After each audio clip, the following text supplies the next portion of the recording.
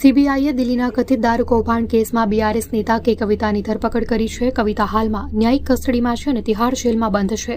કવિતાની સીબીઆઈએ જેલમાં પૂછપરછ કરી હતી. કવિતાની એન્ફોર્સમેન્ટ ડિરેક્ટોરેટ દ્વારા 15 માર્ચે કથિત કૌભાંડ સાથે જોડાયેલા મની લોન્ડરિંગ કેસમાં ધરપકડ કરવામાં આવી.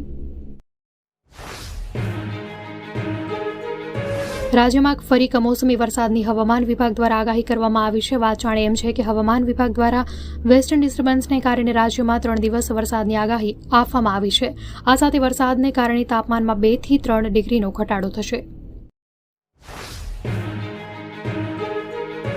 રક્ષામંત્રી રાજનાથસિંહે પાકિસ્તાનને આતંકવાદનો ખાત્મો કરવા માટે મદદની ઓફર કરી છે. તેમણે કહ્યું કે જો પાકિસ્તાન આતંકવાદને નિયંત્રિત કરવામાં અસમર્થ લાગે છે તો ભારત આતંકવાદને રોકવા માટે તેનો સહયોગ કરવા તૈયાર છે. લોકસભા ચૂંટણી પહેલા કોંગ્રેસને સૌથી મોટો ઝટકો લાગ્યો છે. વાત જાણે એમ છે કે કોંગ્રેસના પૂર્વ રાષ્ટ્રીય પ્રવક્તા રોહન ગુપ્તા ભાજપમાં જોડાઈ ગયા છે. આ અગાઉ 22 માર્ચે રોહન ગુપ્તાએ કોંગ્રેસમાંથી રાજીનામું આપ્યું હતું. રોહન ગુપ્તાએ લોકસભા ચૂંટણી લડવાનો ઇનકાર પણ કર્યો હતો. લોકસભા ચૂંટણીમાં જીત મેળવવા માટે ઉમેદવારો અવનવી રીતે મતદારોને રીઝવતા હોય છે. ત્યારે આવો જ કિસ્સો સામે આવ્યો, જેમાં કોંગ્રેસના બનાસકાંઠાના લોકસભા બેઠકના ઉમેદવાર ગેનીબેન ઠાકોર દિયોદરના શાલપુરા ગામે ભુવાજીના કાર્યક્રમમાં પહોંચ્યા હતા.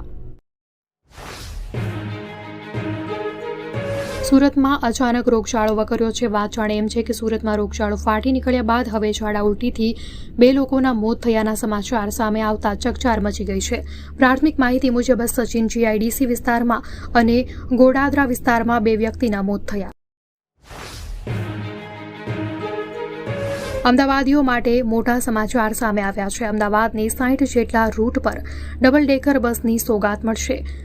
વાસણાથી ચાંદખેડાના રૂટ પર ડબલ ડેકર શરૂ કર્યા બાદ હવે બીજા રૂટ પર પણ ડબલ ડેકર બસો ચાલશે.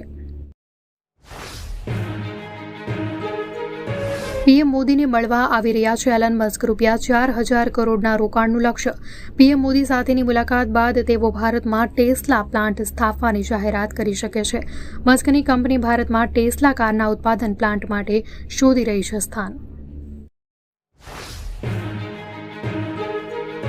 ગુજરાતમાં ભર ઉનાળે ચૂંટણી યોજાતા રાજકીય પક્ષો ટેન્શનમાં. દેશભરમાં 7 તબક્કામાં યોજાનાર લોકસભા ચૂંટણી આપણે ત્યાં ગુજરાતમાં 7 મેના રોજ યોજાનાર છે. જોકે હવે કાળઝાળ ગરમી, ઉનાળુ વેકેશન અને સળંગ 3 રજાઓનો સંજોગ સર્જાતા નેતાઓ ચિંતાગ્રસ્ત બન્યા. કેલિફોર્નિયાની પ્રીમિયમ ટેક બ્રાન્ડ એપલે યુઝર્સને ખતરનાક માલવેર એટેકની ચેતવણી આપી છે. કંપનીએ કહ્યું છે કે ભારત અને અન્ય 981 દેશોમાં સ્માર્ટફોન યુઝર્સ પર સ્પાયવેરની મદદથી હુમલો કરવામાં આવી રહ્યો છે. આ માલવેર એટેક દ્વારા હુમલાખોરોને યુઝર્સના ડિવાઇસની એક્સેસ મળી જાય છે અને તેમને નુકસાન થઈ શકે.